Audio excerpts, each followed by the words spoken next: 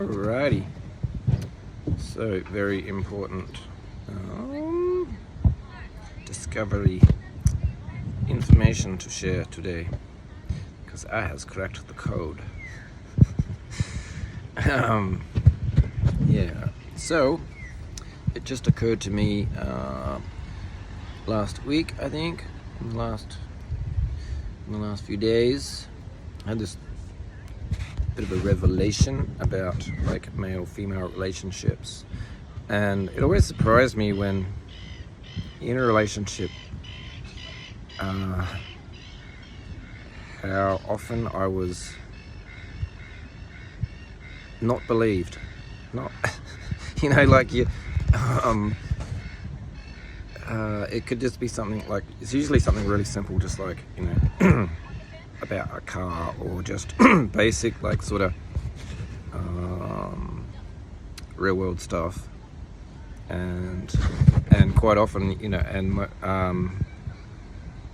then later on, like, if that information is confirmed by a second source, they're like, oh, that is true, and you're like, yeah, I know, that's anyway, and then I think that got me thinking, and I'm not sure if that's directly related, but definitely, like, I think when a woman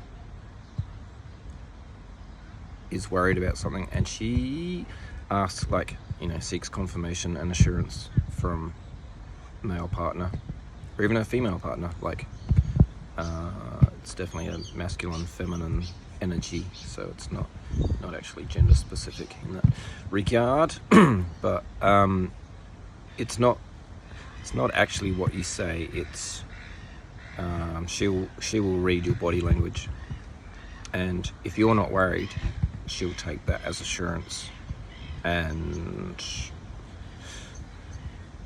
a lot more so, because you could give the best explanation ever, but if she can sense that you are anxious, or that it stresses you out, she'll read that, and that's the answer for her, is that, yep, there is something to be concerned about. And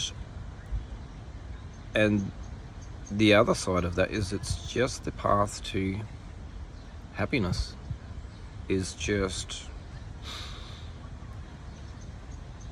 calm self-assurance in any situation, is just like, yep, life's good. So that's a good thing to work towards as part of the ZenTaoStoic approach to life, is just like, I love that from, what's his name, Fisher, what's his name, he says, let your first word be a breath. So before you react to anything, just take a breath, and if you've got time, if there's a fucking house falling on your child, then you don't take that breath, you take the breath as you grab that child and get out of their house. And so anyway, that's probably easier said than done, but it's just, if you do it, then you've done it, and you're there, and like, shit still gets real, shit still is not easy, so, but you will be able to do what needs to be done that much easier. And in the and the relationships I've seen that are the most successful and solid, the guy is always, like, just really solid, because every woman is going to have concerns, and that's that's DNA says, hey, if there's a chance that there's a tiger in the bush, like, check it out before it jumps out and eats your baby. So she will throw rocks at that bush. If she's not sure if the tree is safe, she'll shake it. She needs to know that shit is safe. and if you're that tree, yeah, you're going to get shaken occasionally. And you just have to take it, yeah, like a good, solid, dependable tree. And those guys in those relationships are, it still does stress them out, but they, no matter what their attributes on the inside, they're 10 foot tall and bulletproof, and in a quiet way, not in an aggressive way. And that's what we can all be.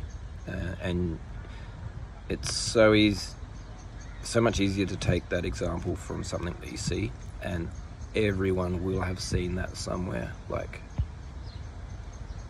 it just will. Could be anyone. It doesn't. Yeah, just some people have got that, just that zen, just, it could be, I think hopefully we're all born with it. I think we are, and then we lose it, and then we have to get it back. And on the other side of the spectrum is the guys who haven't had a strong male role model, and it seems like, they will. The whole gaslighting thing is kind of like shaking the tree, but it's just because of their own pride. It's not fear for their child or anything. So the woman, that's not the way to get assurance from a woman. And the guys will just, in their state of fear, will just keep that woman in a state of confusion and helplessness, and it's ugly. It's so horrible to see. And so please don't anyone go that way, or if anyone has, then get help. Like, fucking get help. And go right back to the start and just realize that you're not that important. So it's more if you're creating happiness in the world, that's that is your importance. And if you're not creating happiness in the world, then it doesn't really matter if you're here or not. So go back to the start and stop being a shit. So yeah, I've seen that firsthand. It was a shock, and I'm sure I'm not perfect. I have not. Yeah, I've created my own instability unconsciously, and yeah. So anyway, without further ado, let's get this out there. The code has been cracked. ZenTaoStoic. That's what we are, and gotta practice it every day. Every single day. That's all I got to say. Yep. Oh, I had a crazy dream last night. Crazy dream. I met this beautiful woman in the supermarket, got talking to her, and sort of asked her for a phone number, and she gave me her email address. And she was looking for something to write it down, and I was like, no, just tell me, I'll remember. and then next thing, I'm on the computer, and she's actually there, sort of helping me while I'm trying to remember this fucking email address, and the computer's not working. And when shit doesn't work in a dream, computers really don't fucking work in dreams. But yeah, she's there, and I'm trying to, it was funny, it was very real. It was one of those convincing dreams. But yeah, it's funny later on. Anyway, so that's just a random little snippet, and I've just made myself a beautiful breakfast: eggs, bacon, halloumi, tomatoes, mushrooms, sourdough bread, and real butter. Yum yum. At the beach, and that's how good life can be on the road. All right, peace out.